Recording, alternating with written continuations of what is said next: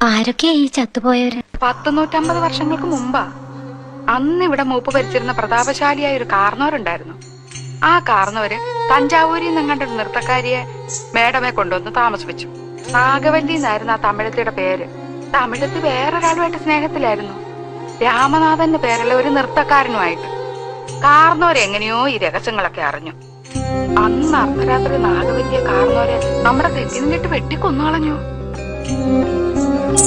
8ാം ദിവസം ദുർഗാഷ്ടമി രാത്രിയില് നാഗവല്ലിയുടെ പ്രേതാത്മാവ് ഒരു രക്തയക്ഷിയായിട്ട് മാറി കാർന്നവരെ കുത്തി കൊലപ്പെടുത്താൻ വേണ്ടി അരക്കകത്ത് വരെ കയറി ചെന്നാ പറയുന്നത്. കാർന്നവരെന്തൊക്കെയോ ഭയങ്കര മന്ത്രമൊക്കെ ചൊല്ലി ഒടുവിൽ രക്ഷപ്പെട്ടു. അതീ പിന്നെ നാഗവല്ലിയുടെ പ്രേതാത്മാവ് തീരാപ്പകയോടെ ഈ തറവാട്ടിലൊക്കെ അലഞ്ഞടക്കാൻ തുടങ്ങി. പിന്നെ ആലപ്പാറ പോറ്റിമാര് വന്ന് 61 ദിവസം മാന്ത്രിക ക്രിയകളൊക്കെ നടത്തിയിട്ടാ തമിഴത്തിയുടെ ആത്മാവിനെ ആ തെക്കിനി ബന്ധിച്ചത്. ഇതൊക്കെ മുത്തശ്ശിമാര് പറഞ്ഞു കേട്ട കഥകളാണേ. സത്യം എന്താണെന്ന് ആർക്കറിയാം.